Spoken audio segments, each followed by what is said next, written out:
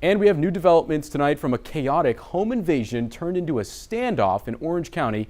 An intruder shooting a homeowner with a shotgun before barricading himself inside the house and setting it on fire. Orange County Sheriff's deputies and SWAT closing in on the house. They were able to arrest the suspect, who has now been identified as 39-year-old Eric Ray Martin Thibodeau. He's being charged with aggravated assault with a deadly weapon and arson.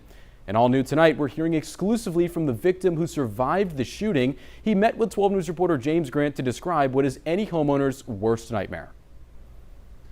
Cam, for Enrique Perez, a normal Saturday doing yard work at his Orange County home soon turned into his worst nightmare. A home intruder breaking into his home, shooting him with a shotgun, and then lighting his house on fire.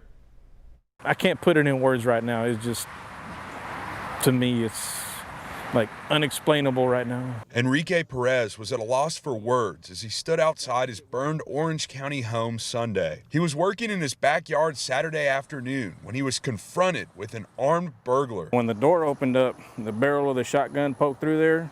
So when the barrel poked through, I grabbed it with my left hand, and at that time he pulled it back.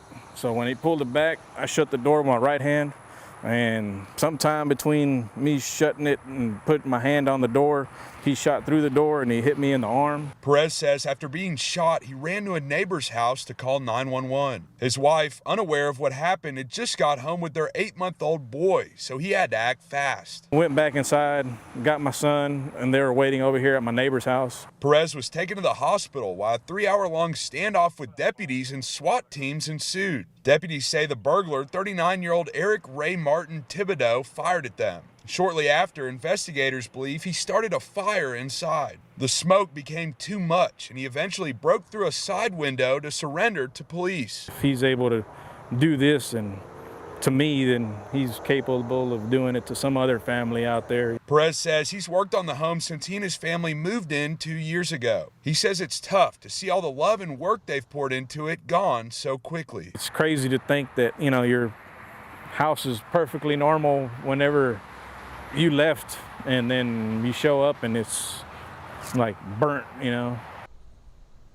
And how about this? Perez also told me his daughter went to his sister's house to swim earlier in the day. If she hadn't, she would have been there with the intruder. Perez says above all else, he's glad his wife and kids weren't harmed. James Grant, 12 News.